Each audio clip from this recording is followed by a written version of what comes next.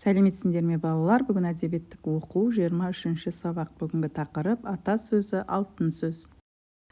Бүгінгі сабақта бата сөзінің белгілерін білесің.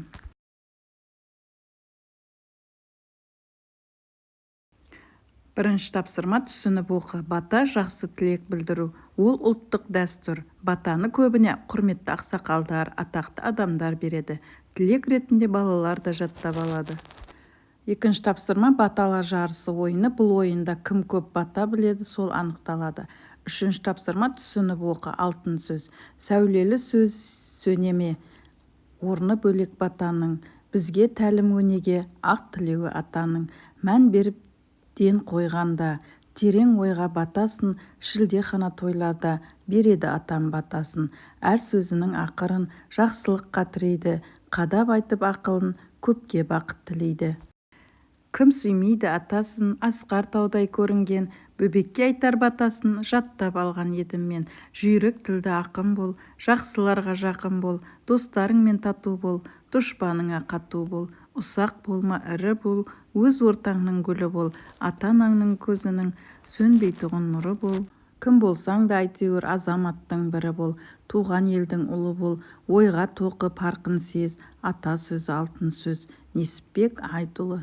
Келесі 4-ші тапсырма түсініп оқы. Өлеңнің автор туралы әңгімеле. Несіпбек Айтұлы, балалар ақыны. Ол 1950 жылы Тарбағатай аймағында туған. Бәрі тостаған, күміс күйме және тағы басқа өлеңдер жинағы мен ертегілері бар екен балалар.